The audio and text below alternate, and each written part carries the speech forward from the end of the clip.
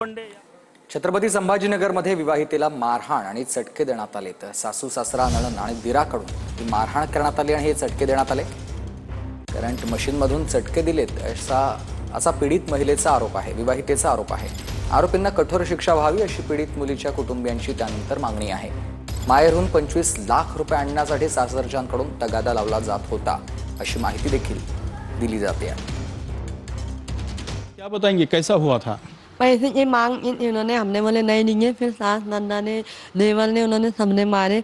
पहले 5 लाख रुपए दिए हुए और बोले 25 लाख, मैंने नहीं बोली तो इसकी वजह से मुझे मारे। और वो बोले लाओ, हमने बोले हमने लाते। फिर उन्होंने हमको दरवाज़ा बंद करके चटके लिए, मारे और दरवाज़ा बंद करके रखे 2 दिन। हमारे पिताजी आए, उन्होंने खोले, जब खोल के बाहर शादी के वास्ते भेजे। तो ये 9 सालों में हर बार ऐसा होता था कि डेली ऐसा ही होता है, मारपीट हमेशा ही होती है। पर अपन बोलते जान दो, आज सुधरेगा, आज सुधरेगा, हमेशा ही।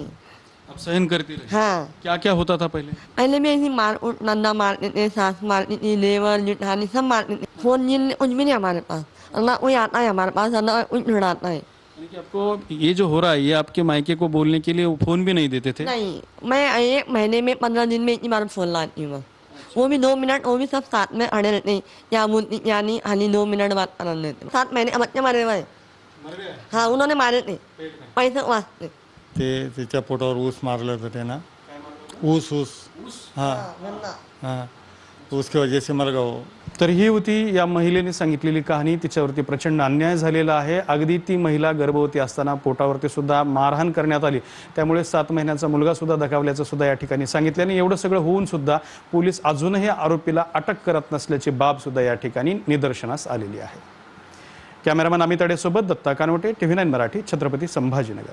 सर, काय घटना आहे आणि काय काय कारवाई होते, काय सांगाल? यामध्ये हा काल गुन्हा दाखल झालेला आहे। तक्रारदार जेव्हा पोलीस स्टेशनला आले, त्यांना मेडिकल केलं आणि मेडिकलच्या रिपोर्टवर जेव्हा रिपोर्ट आली तात्काळ त्याचा गुन्हा काल आम्ही दाखल करण्यात आलेला आहे।